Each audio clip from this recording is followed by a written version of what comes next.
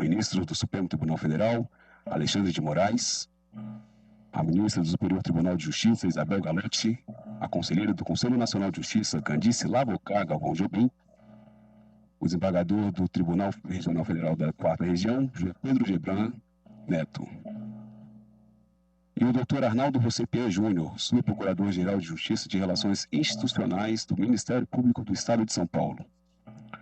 O Conselho Nacional de Justiça agradece a presença das autoridades já nominadas e a participação de todos que acompanham a transmissão dessa solenidade pela TV Justiça e pelo canal do CNJ no YouTube.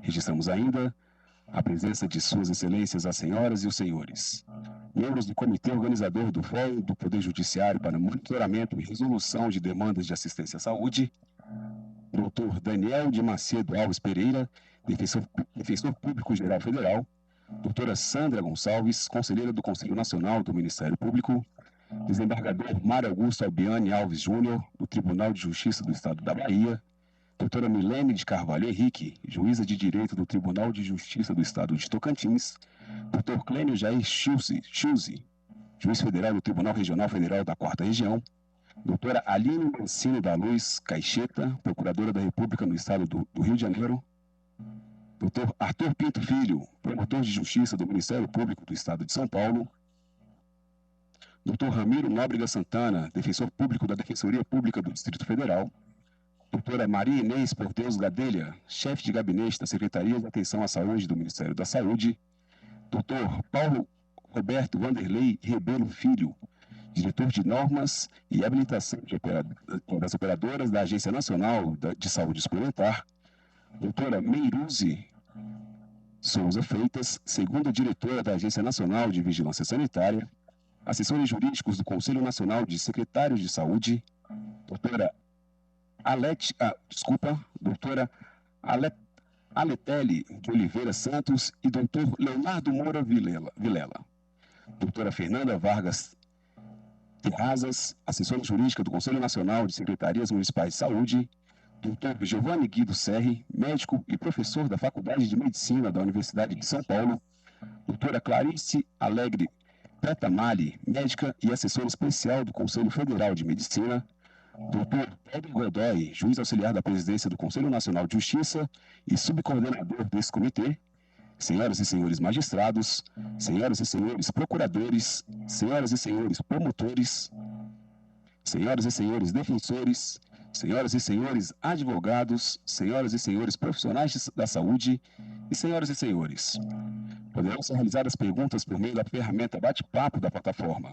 Responderemos ao final de cada painel na medida do possível. Para o iniciamento de abertura dos trabalhos do dia, inicie-se o seminário digital em comemoração ao Dia Mundial da Saúde.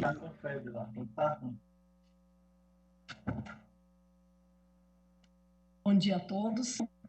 Excelentíssimo senhor ministro Alexandre de Moraes, do Supremo Tribunal Federal, excelentíssima senhora ministra Isabel Galotti, do Superior Tribunal de Justiça, Fala a conselheira Candice Lavocati.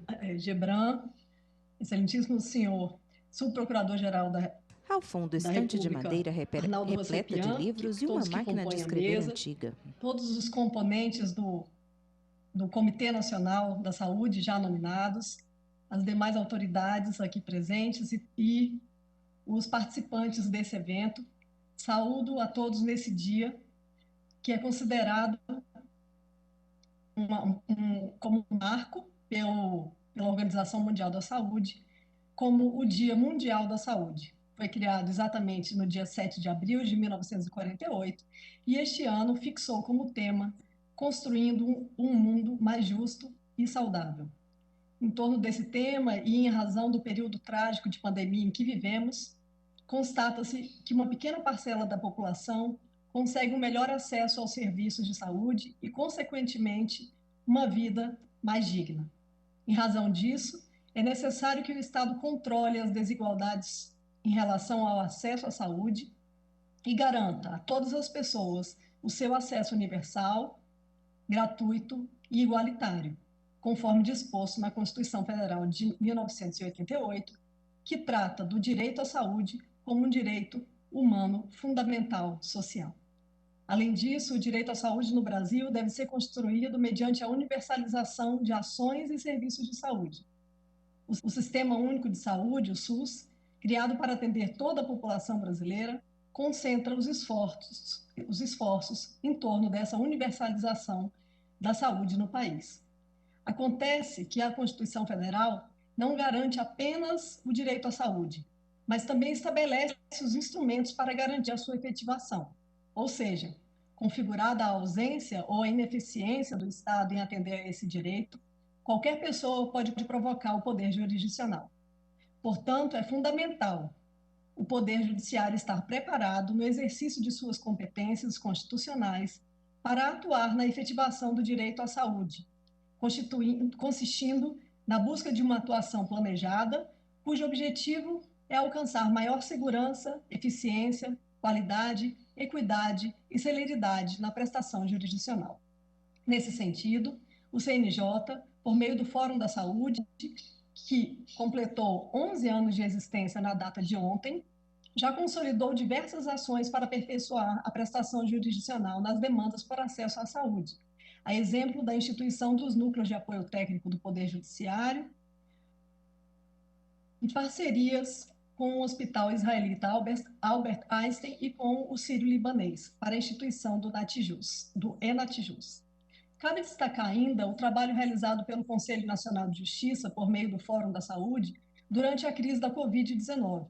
O CNJ aprovou a nota técnica 24, a recomendação 66 e a recente recomendação número 92, que dizem respeito à adoção de medidas voltadas à prevenção da judicialização da saúde, bem ainda para garantir os melhores resultados à sociedade durante a pandemia da Covid-19. Para além disso, e considerando a temática fixada pela OMS em construir um mundo mais justo e saudável, o Fórum da Saúde deve avançar para proporcionar uma melhoria da qualidade dos serviços prestados pelo Sistema Único de Saúde aos cidadãos brasileiros, sobretudo no acesso aos serviços previstos e prometidos nas políticas públicas, o que tornará, sem dúvida, o Brasil mais justo e saudável. Pensando em num cenário futuro do Sistema Único de Saúde, notadamente no período pós-pandemia, é fato que o Sistema Público de Saúde não terá suporte para atender à demanda reprimida, o que aumentará as injustiças de acesso à saúde no Brasil, ocasionando uma disparada na judicialização da saúde. À vista disso, está em andamento um Plano Nacional para o Poder Judiciário, que tem por fundamento o monitoramento das demandas destinadas ao atendimento dos serviços previstos nas políticas públicas de saúde, sobretudo na atenção primária e secundária, cuja finalidade é prevenir mais judicialização e fomentar a execução das políticas públicas na atenção básica e especializada à saúde. Em resumo, o objetivo do Plano Nacional é buscar a estruturação de ações com vertentes organizativas e buscar o diálogo interinstitucional para que seja construído, juntamente com os gestores estaduais e municipais de saúde, uma política pública que não seja apenas imposta por meio de decisões judiciais, mas que seja discutida e implementada por todos em cooperação. E o presente seminário vai ao encontro de todas as ações e iniciativas citadas, uma vez que, em comemoração ao Dia Mundial da Saúde, o CNJ, por meio do Fórum da Saúde, trabalha com o intuito de trazer elementos que enriqueçam as decisões judiciais sobre o tema, ampliando o conhecimento técnico sobre a saúde, discutindo os desafios da judicialização e encontrando soluções para o problema. Por fim, ao avançar em iniciativas para a melhoria da qualidade dos serviços básicos e especializados de saúde, o Poder Judiciário certamente contribuirá para a prevenção de novas demandas judiciais por acesso à saúde, atuando, em última análise, para a preservação dos direitos fundamentais à vida e à saúde e, consequentemente, na construção de um Brasil mais justo e saudável. É com essas palavras que eu declaro aberto, então, o nosso seminário digital em comemoração ao Dia Mundial da Saúde, já agradecendo antecipadamente a honrosa participação do ministro Alexandre de Moraes e da ministra Isabel Galotti nessas duas palestras, nesses dois painéis de hoje pela manhã, e agradecendo a presença de todos que nos assistem. Muito obrigada. Passo a palavra, então, ao desembargador Gebran.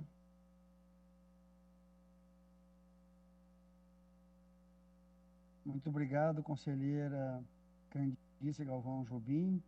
Antes de saudar a todos, eu gostaria não apenas de agradecer a possibilidade de estar aqui presidindo essa mesa, conselheira, mas registrar o meu sentimento ambíguo do dia de hoje, num dia em que deveríamos exaltar e comemorar os cuidados com a saúde, no dia em que devíamos festejar o 11º aniversário dos comitês do Fórum Nacional de Saúde, no dia que deveríamos festejar a edição de um ato pelo CNJ que reestrutura e aprimora os comitês estaduais de saúde, também festejarmos essa iniciativa que Vossa Excelência acaba de anunciar dos futuros trabalhos que o Fórum Nacional e os comitês pretenderão desenvolver após essa pandemia.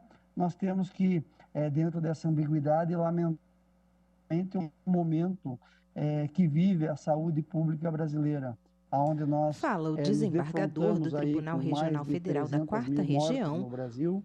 João Nós nos Pedro defrontamos Gebran com um número Neto. avassalador da pandemia, com uma infraestrutura bastante sobrecarregada, com pessoas aguardando internações, leitos e principalmente leitos em UTIs, e ainda uma campanha de vacinação que avança, mas talvez não avance com o ritmo que todos nós gostaríamos. Por fim, essa ambiguidade não faz com que eu me sinta triste, mas faz com que nós tenhamos que registrar a existência desse duplo momento em que vivemos, mas também festejar as conquistas que temos na presente data.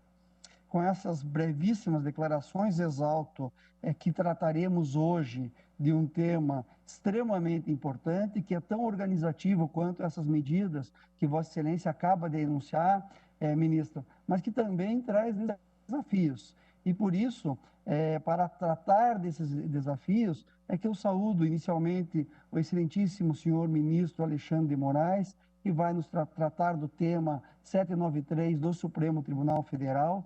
É com grande alegria que teremos hoje o primeiro painel com a abertura do ministro Alexandre de Moraes. Gostaria ainda de saudar a excelentíssima senhora ministra Maria Isabel Galotti, que também compõe a mesa de honra nessa manhã, na pessoa de quem saúdo todos os magistrados.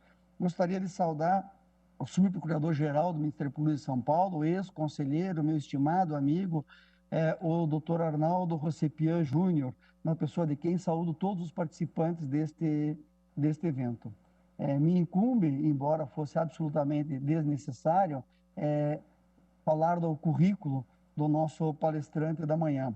O ministro Alexandre de Moraes é ministro do Supremo Tribunal Federal e também ministro do Tribunal Superior Eleitoral, graduado pela tradicional Faculdade de Direito do Largo de São Francisco, a USP, em São Paulo, onde também obteve o doutorado em Direito do Estado e livre docência em Direito Constitucional.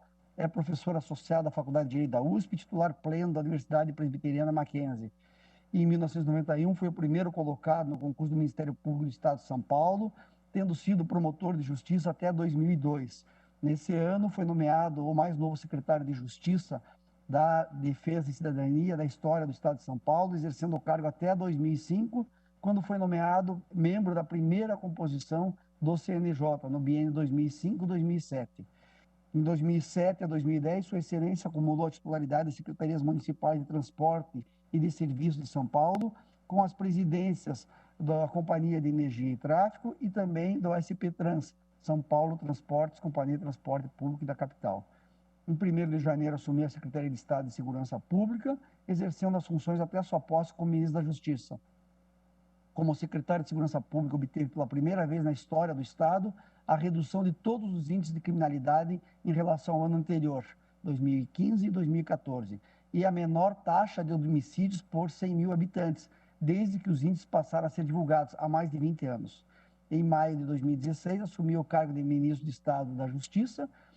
Exercício do cargo, foi um dos coordenadores da área de inteligência e segurança dos Jogos Olímpicos e Paralímpicos ocorridos na cidade do Rio de Janeiro em 2016. É autor de diversas obras jurídicas, dentre elas a destacada e conhecidíssima Direito Constitucional, em sua 36ª edição. Também Constituição do Brasil Interpretada e Legislação Constitucional, Direitos Humanos Fundamentais, Jurisdição Constitucional e Tribunais Constitucionais. Passo a palavra à Sua Excelência, sem mais delongas, para que faça a apresentação desse relevantíssimo tema, que é o tema 793 do Supremo Tribunal Federal. Com a palavra, o senhor ministro. Bom dia a todos.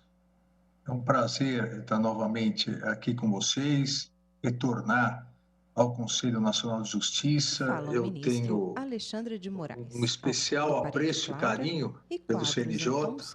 Claros de como o desembargador Gebran acabou de salientar, eu tive a oportunidade de compor a primeira composição do Conselho Nacional de Justiça, quando foi criado pela emenda 45, em dezembro de 2004, e logo instalado 14 de junho de 2005.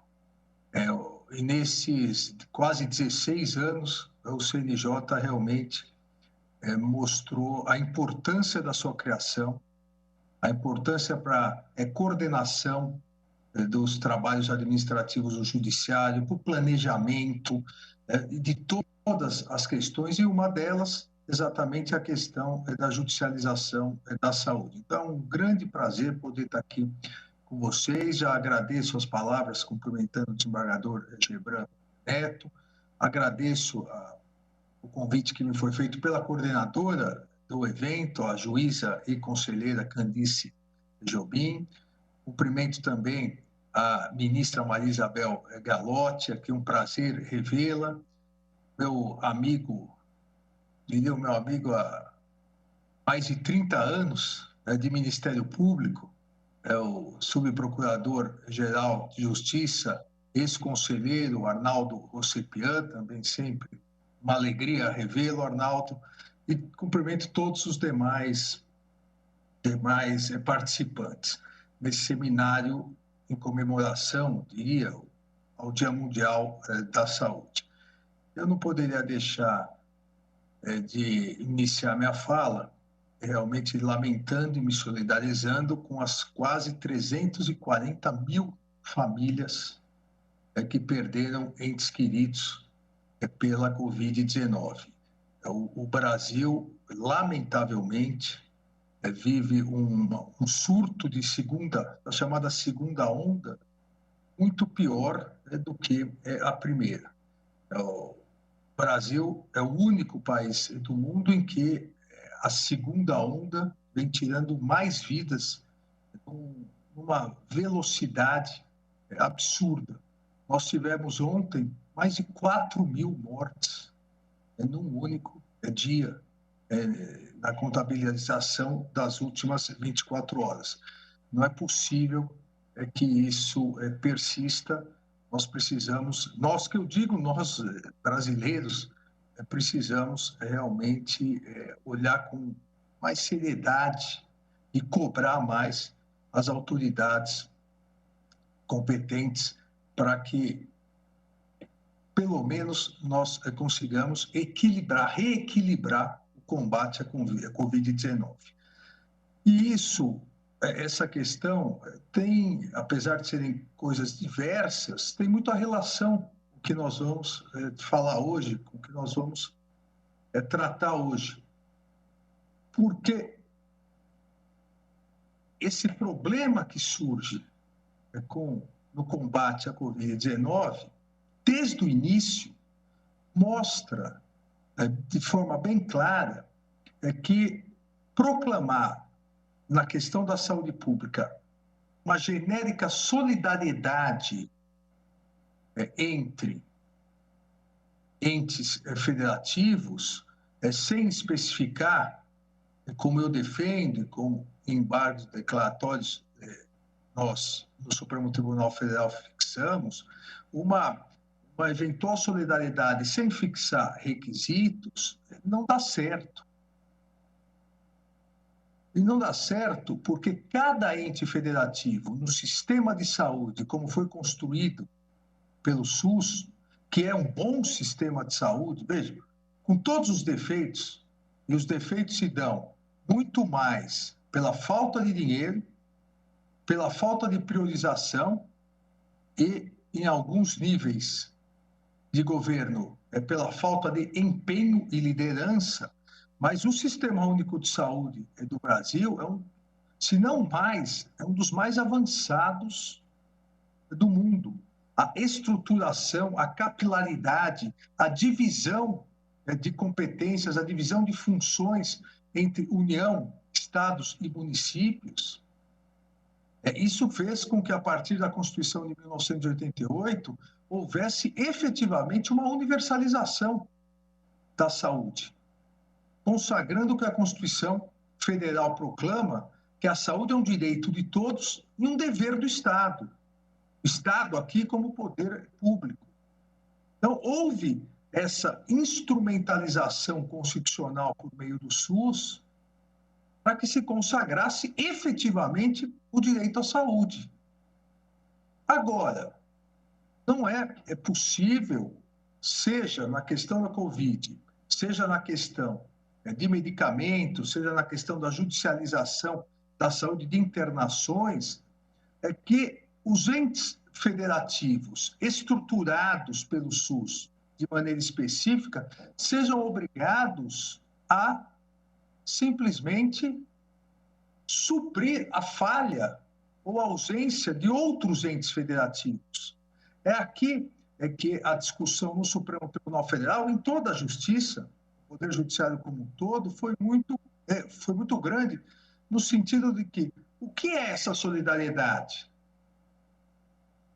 Se a União nada fizer, se os estados nada fizerem, tudo para o município, isso, Inicia a por isso que eu palestra acho que o a ministro interligação Alexandre do de que Moraes. o Supremo Tribunal O Federal tema discutiu em mais 793 de do STF, parte do 2.800 Seminário Digital em ações no ano comemoração ao Dia passado em relação Mundial à da Covid, Saúde. demonstra claramente que não é essa a ideia.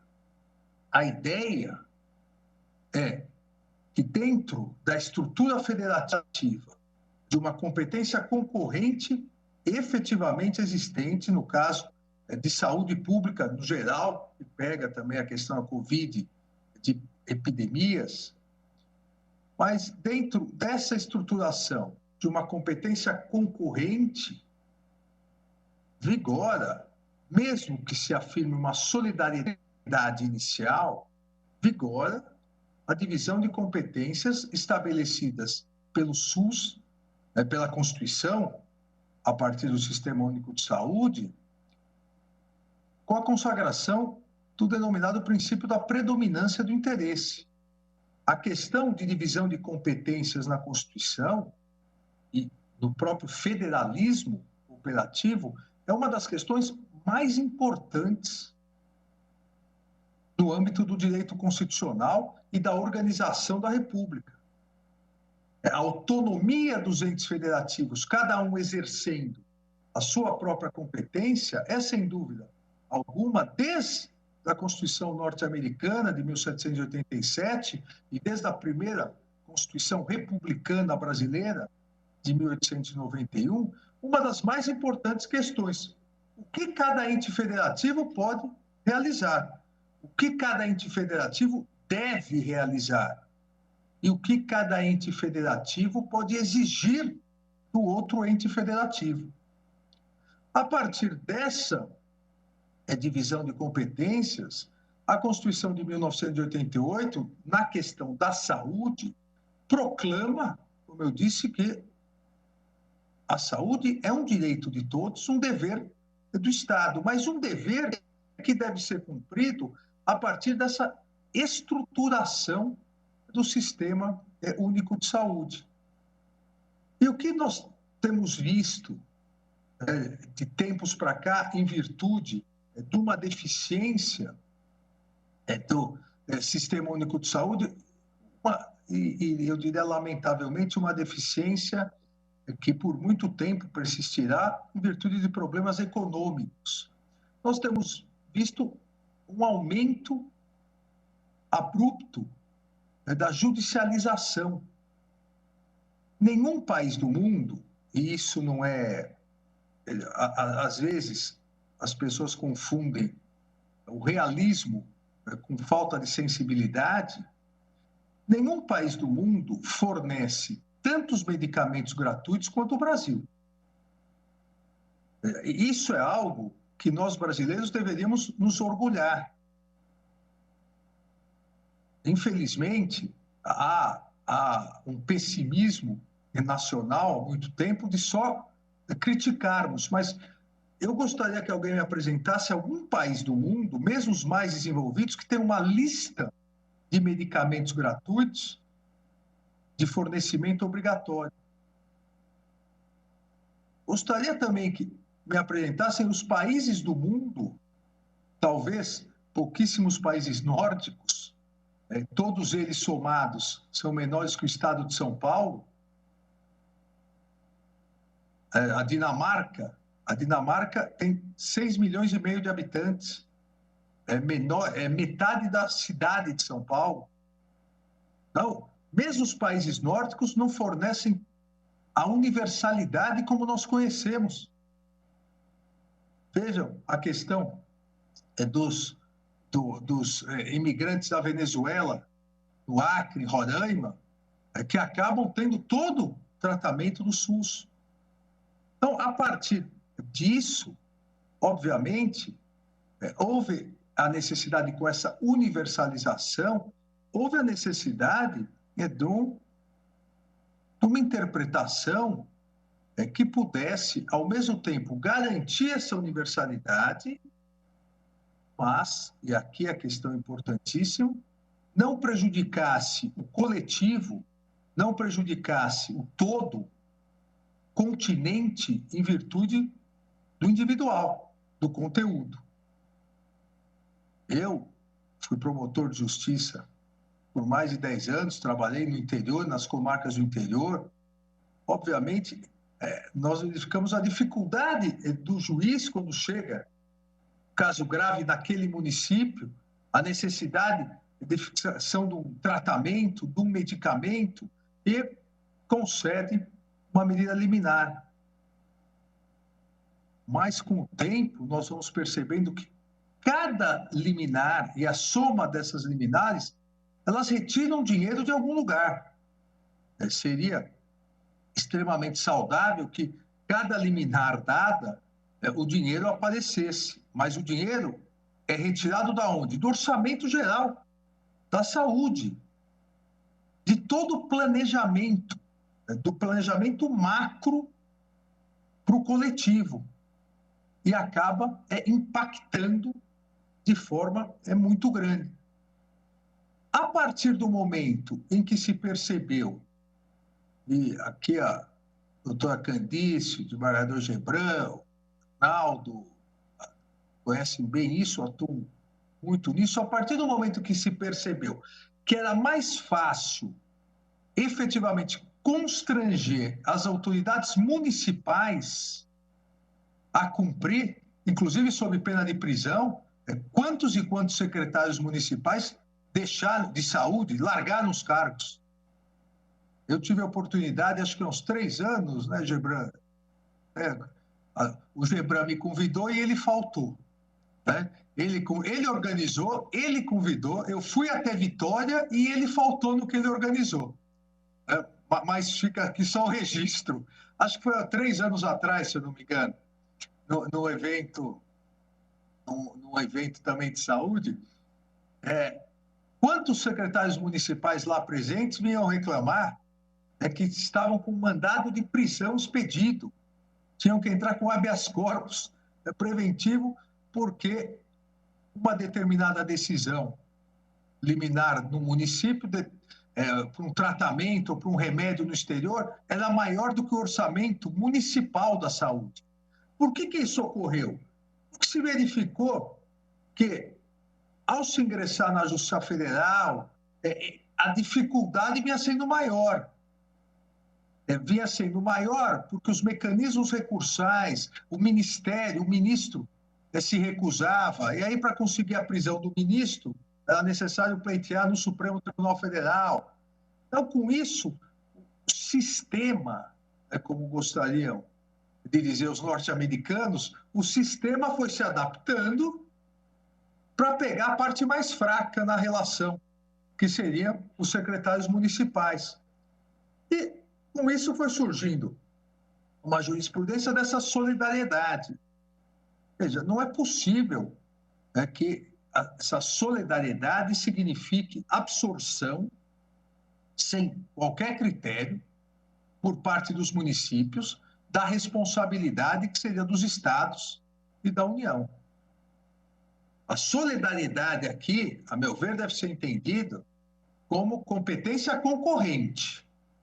E a partir da competência concorrente, e foi exatamente isso que foi mais explicitado nos embargos declaratórios, a solidariedade é a ideia de que, nos termos da Constituição, todos os níveis de entes federativos devem concorrer para a saúde pública.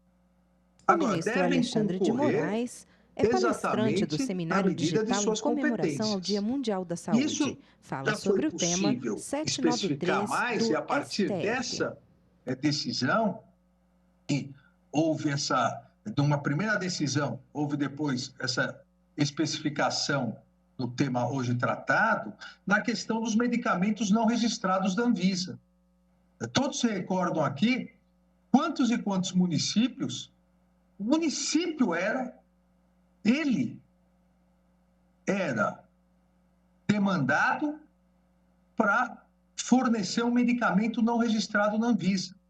Há um caso, eu repito sempre isso, mas é importante, no período que eu fui secretário de Segurança Pública em São Paulo, há um caso em São José dos Campos, em que, depois da 12ª liminar, em que o judiciário concedia a liminar para que o governo municipal comprasse um medicamento para uma raríssima doença ligada ao coração, um medicamento de controle do colesterol, agora não me recordo o nome do medicamento, mas a partir na verdade foi para o Estado. A partir dessa 12ª liminar para o Estado conceder, o secretário de Saúde, e eu não me recordo se era o doutor Giovanni, que está participando aqui, foi meu colega também de secretariado, diretor da nossa Faculdade de Medicina da USP, a partir dessa 12ª liminar, a Faculdade de Medicina da USP fez um estudo verificando que esses casos, um caso, salvo engano, era um caso para cada 80, 90 milhões no mundo. E se haviam 12 casos em São José dos Campos, seria um case internacional. E foi se verificar o que a partir disso? É que havia uma grande fraude, todas as receitas, apesar de assinadas por médicos diferentes, tinham o mesmo erro de português, de digitação, e isso, a partir disso, se verificou que nessa brecha de uma suposta solidariedade entre entes federativos, quadrilhas, organizações criminosas estavam se aproveitando também para obter importação de medicamentos não registrados na Anvisa.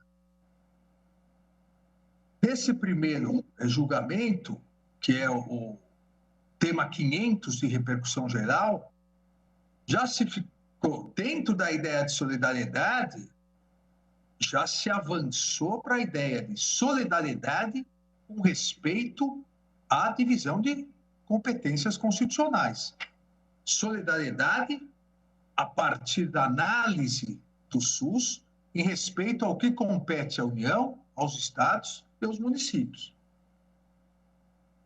E se fixou que o Estado, em primeiro lugar, não pode ser, o Estado, o poder público, não pode ser obrigado, obviamente, a fornecer medicamentos experimentais. Nós todos entendemos as dores dos familiares daquela pessoa. Talvez, se nós estivéssemos naquela posição, também pleiteássemos isso. Mas sempre precisamos lembrar é que a obrigação de fornecimento de medicamentos experimentais, alguns num custo altíssimo, isso retira verbas orçamentárias para o combate a outras doenças, a outros problemas, a outra organização do SUS. E, a partir disso, o Supremo Tribunal Federal concluiu que a ausência de registro na Anvisa, primeiro, impede, como regra geral, o fornecimento de medicamento por decisão judicial. Já houve uma limitação importante, um balizamento importante. E só excepcionalmente a concessão judicial de medicamento em registro sanitário, sem registro sanitário, poderia ser feito comprovado uma mora irrazoável da Anvisa. Que é exatamente, vejam, por isso que eu comecei fazendo esse paralelo com a Covid, a ideia que foi aprovada pelo Congresso de que uma mora irrazoável da Anvisa na aceitação de vacinas que já estivessem sendo aceitas por outras organizações reconhecidas internacionalmente, isso permitiria a utilização. A ideia é que a Anvisa atue primeiro e justiça seja feita. Belíssimo trabalho que vem sendo realizado pela Anvisa na Covid-19, na análise séria, competente, técnica, sem ingerências políticas, da questão das vacinas. É merecedora, e a história vai fazer jus a isso, é merecedora de todos os elogios possíveis a Anvisa, a atual diretoria da Anvisa, nesse trabalho de combate aos reflexos da pandemia do Covid-19. Agora, voltando a essa questão, sem mora irrazoável da Anvisa, medicamento experimental sem registro não pode mais, não deve mais ser concedido por decisão judicial. Excepcionalmente, comprovada a mora irrazoável, e o próprio Supremo fixou requisitos, como seria essa mora irrazoável? A existência de pedido de registro de medicamento, a existência de renomadas agências internacionais de regulação que já autorizaram, a inexistência de um substituto terapêutico no Brasil, e tudo isso posto na Anvisa sem uma resposta. Agora, mesmo nesses casos, as ações que demandem fornecimento desses medicamentos sem registro na Anvisa, fixado pelo Supremo, deverão necessariamente ser propostas em face da União. Vejam, aquela solidariedade genérica fixada no tema 793, aqui no tema 500 já foi decotada. E esses medicamentos, esses tratamentos, porque não se fala só de medicamentos, aqui também toda a fundamentação, aqueles tratamentos experimentais, nesses casos, mesmo o Supremo fixando que, em regra, não é possível decisão judicial que autorize, mesmo fixando que só excepcionalmente será possível, nessas excepcionalidades a ação deverá ser proposta em face da União. Isso é importantíssimo, porque eu diria que são os casos mais caros, os casos que impactam mais, porque um belíssimo trabalho feito tanto pelo CNJ quanto por um convênio da Procuradoria-Geral de Justiça de São Paulo com o Tribunal de Justiça e com a Secretaria de Saúde de São Paulo, esses estudos mostraram que, eu diria, 60%, 70% até por cento das demandas pedem medicamentos que já são fornecidos. Pedem medicamentos que bastaria solicitar o próprio Poder Executivo. A falta de conhecimento. Até em São Paulo, eu peço aqui sempre desculpas por sempre citar São Paulo, não é questão de bairrismo, é questão, obviamente, da justiça que me é mais próxima, né?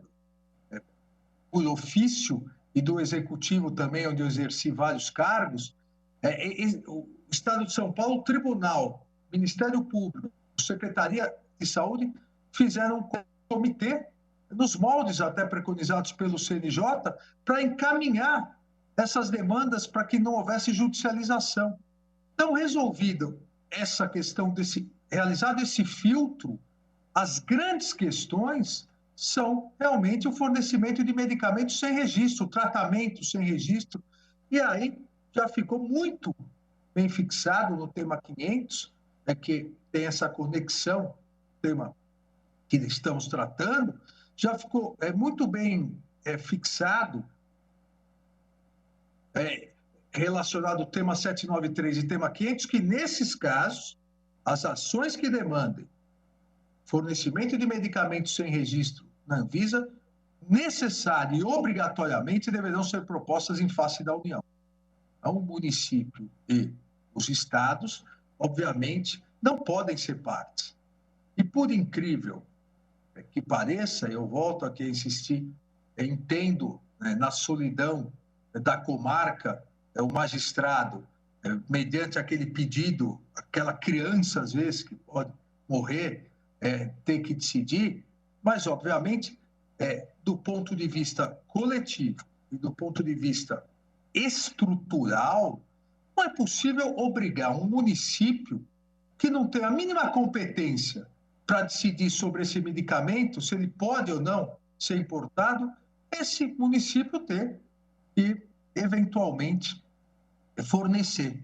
E isso, eu volto a dizer, teve os reflexos, além de reflexos ruins no orçamento da saúde, reflexos deletérios na formação de organizações criminosas regionalizadas, ligadas a determinados laboratórios, para conseguir importação de medicamentos. Centralizando na União, é possível uma visão mais global daquele ente federativo, que propriamente é o ente federativo que tem competência para essa análise. Me parece que essa primeira importantíssima interpretação do que seria aquela solidariedade reafirmou a ideia de que a solidariedade diz respeito a que todos os entes federativos devem contribuir para a questão da saúde, mas reafirmou a ideia também de que devem contribuir na medida de suas competências, porque o artigo 23 da Constituição, no seu inciso 2º, quando diz ser competência da União, dos Estados, do Distrito Federal, dos municípios, cuidar da saúde e assistência pública, não diz que compete tudo a todos. Esse é um princípio histórico e clássico do direito constitucional. Tanto o artigo 23, competências administrativas, quanto o 24, competências legislativas, quando prevê a competência comum ou competência concorrente, aqui se aplica o princípio da predominância do interesse. Competência comum, porém levando em conta as suas atribuições. E no caso específico da saúde pública, a Lei 8.080, aquela lei, sabemos que em 1990 instituiu o Sistema Único de Saúde, com base no caput do artigo 196, estabeleceu de forma, eu diria até didática, o que é o princípio da predominância do interesse em termos de organização, em termos de coordenação, em termos de administração na questão da saúde. O ministro Alexandre de Moraes participa como palestrante do Seminário Digital em comemoração ao Dia Mundial da Saúde. Discute sobre o tema 793 do STF.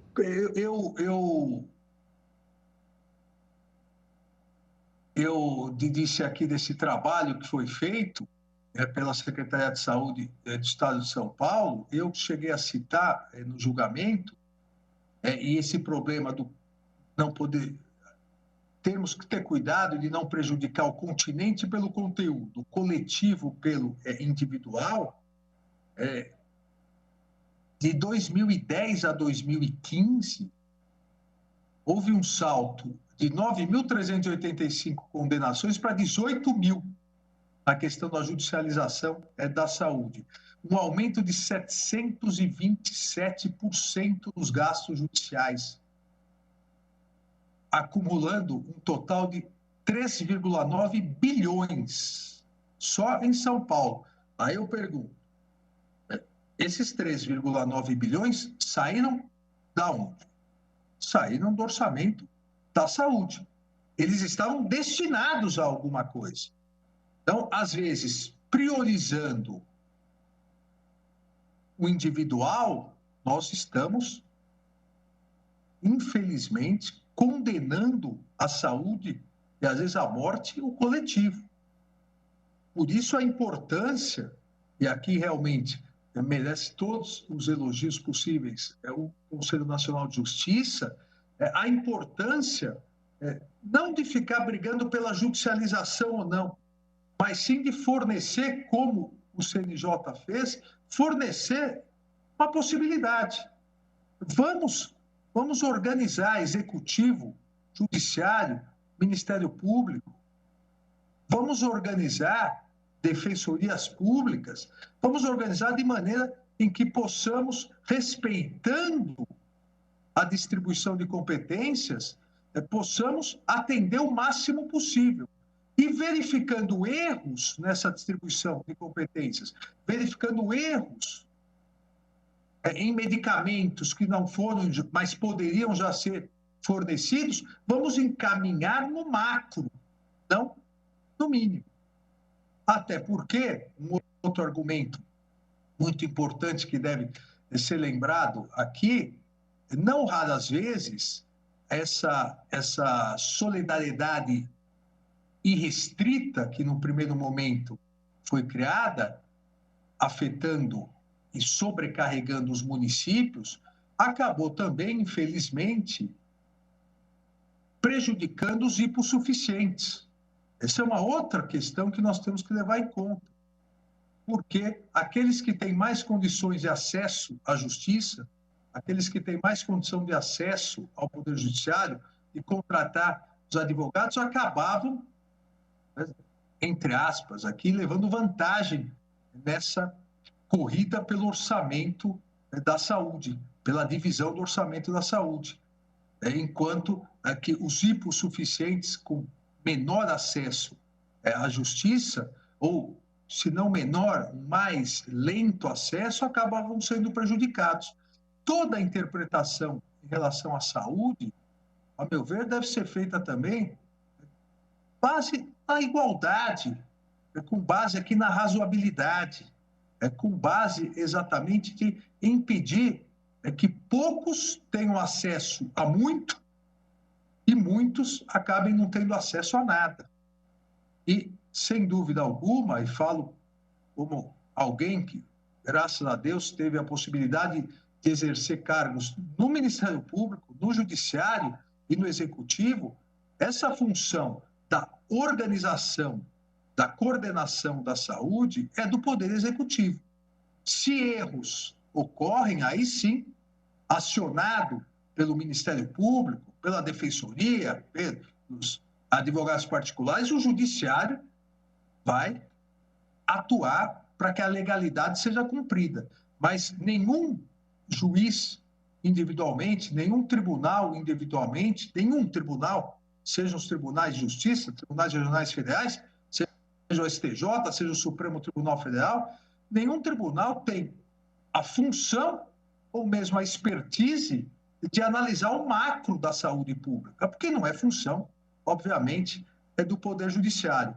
Por isso que ganha importância essa definição de quem faz o quê, que a solidariedade só existe a partir da divisão de competências, que a União deve ser chamada em todas as ações em que os medicamentos não são ainda registrados, os medicamentos são experimentais, para que nós possamos organizar o sistema.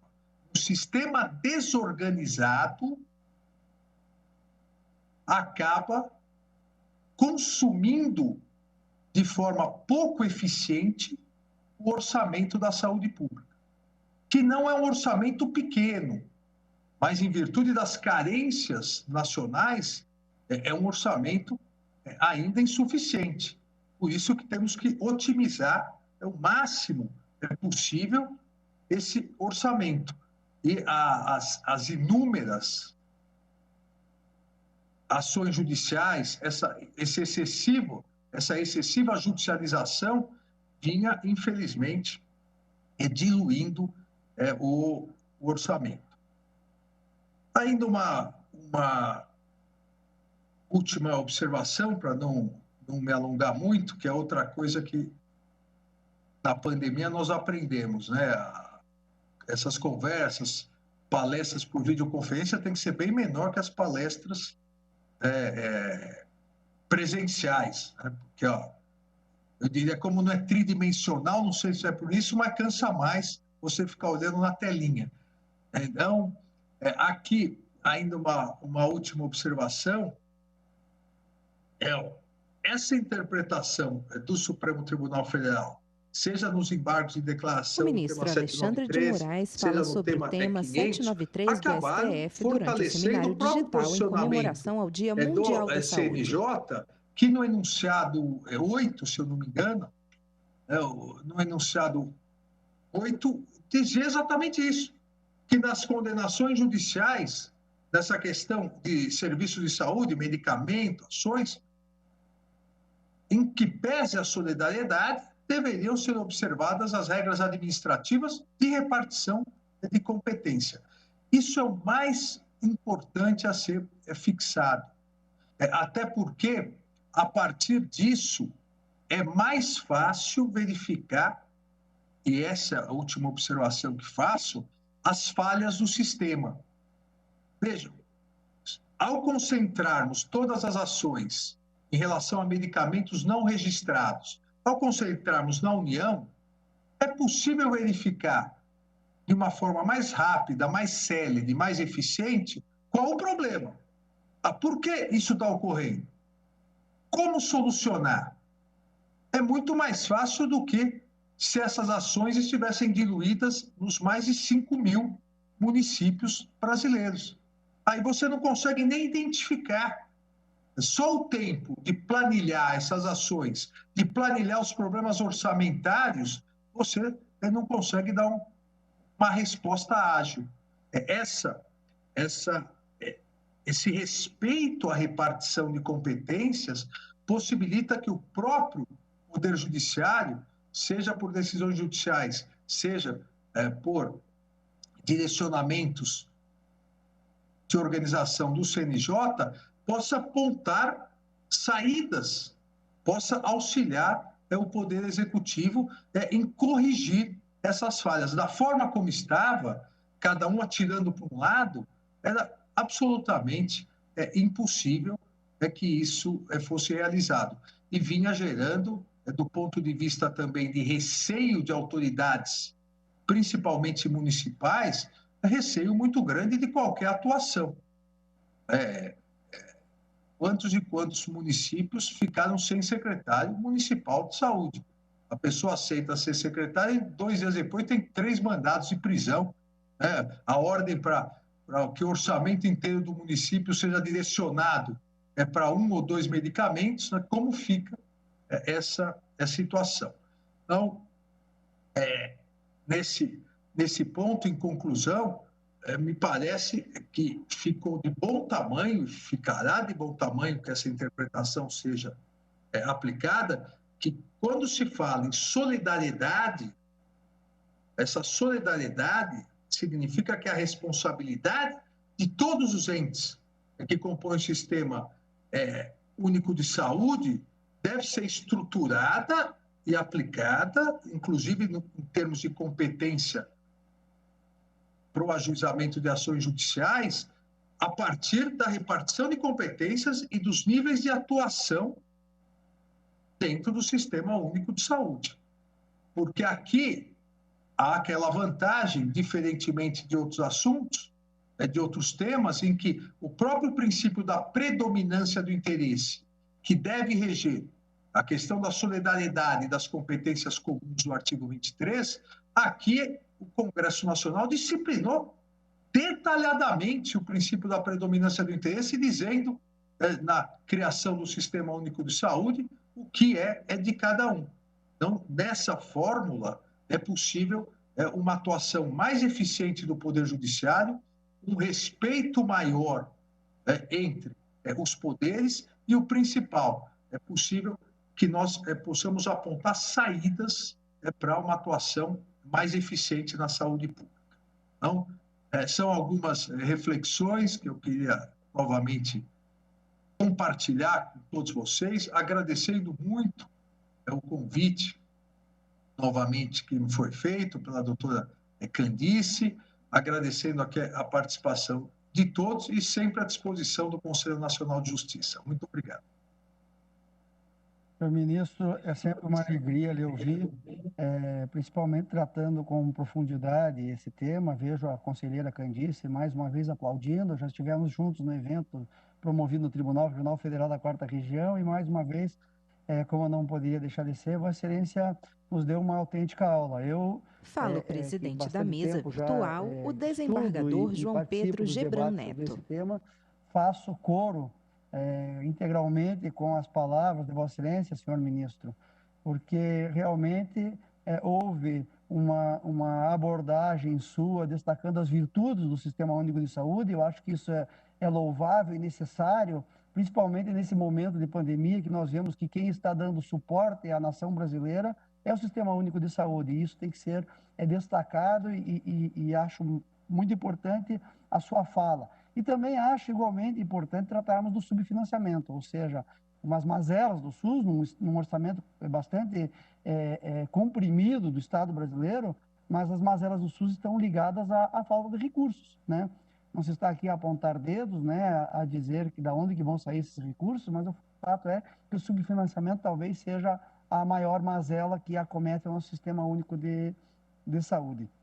Em minha defesa, senhor ministro, até porque já é a segunda vez que Vossa Excelência alude isso, só quero dizer que eu estava com o tornozelo fraturado e tinha feito uma cirurgia, por isso que eu não estive presente naquele evento, né, e no Espírito Santo, mas me fiz apresentar por modo de um vídeo. Mas, mais uma vez, peço escusas a Vossa Excelência por ter lhe convidado ao evento e não ter comparecido presencialmente. Eu não resisti, Gebran, desculpa. Eu prometo que na próxima vez eu tento não lembrar. Não, eu recomendo que a assistência, na verdade, não cometa o equívoco meu de não ter comparecido. Né?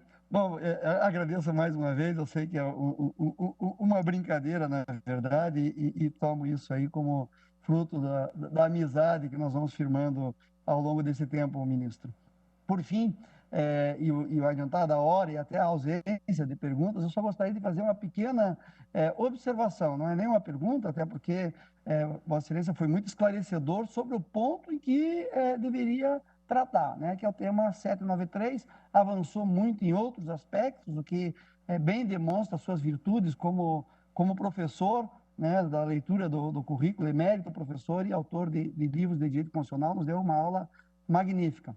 Alguns pontos em relação ao tema 793 que ainda estão em aberto, né, e é essa reflexão que eu trago, por exemplo, sobre a legitimidade quando se tratar de medicamento off-label, ou mesmo sobre medicamentos não registrados registrados na Anvisa, digo, mas não incorporados no Sistema Único de Saúde.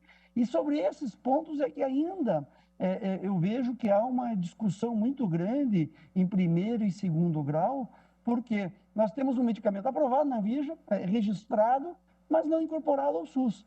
E aí há uma discussão ainda sobre essa legitimidade passiva nas ações, inclusive uma discussão sobre competência. Continua havendo esse tema e talvez seja propício exortar essa reflexão para que o Supremo Tribunal Federal coloque uma pá de cal, assim como já fez em relação aos não registrados, que o faça também sobre os registrados. Fala o desembargador João Pedro Gebran Neto, presidente da mesa virtual. Esse destaque não é nem uma pergunta que eu faria a Vossa Excelência, mas é só esse destaque que eu gostaria de consignar. Não sei se Vossa Excelência quer fazer algum comentário adicional, senhor ministro, senão já encaminhamos para o encerramento por causa da adiantada hora. Gebra, me parece que aqui a resposta a essa pergunta, o raciocínio deve ser o mesmo. Se for registrado, mas não incorporado, a pergunta deveria ser: quem tem o poder de incorporar? Porque só a partir do poder de incorporar é que há a divisão para ver qual é o ente federativo que deve fornecer. Antes disso, fica na mão de quem tem o poder de incorporar. Se quem tem o poder de incorporar é a União, me parece que quem deve constar no polo passivo seja a União também.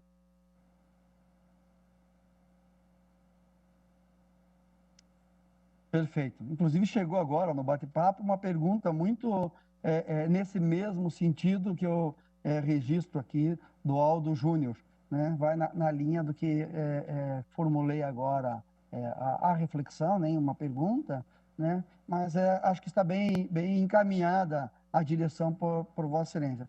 Senhor Ministro, mais uma vez, eu, em nome da direção do evento, da conselheira Candice, até porque já estamos nos alongando e temos mais um painel a se realizar, eu cumprimento e agradeço muitíssimo a sua participação. Nós temos hoje aqui neste evento o Brasil inteiro, né, os comitês de todo o Brasil assistindo e ouvindo a sua fala, que serve de farol para todos nós. Muito obrigado. Eu devolvo a palavra ao cerimonial, agradecendo mais uma vez a conselheira Candice por ter me indicado para presidir esse importante primeiro painel iluminado pelo senhor ministro.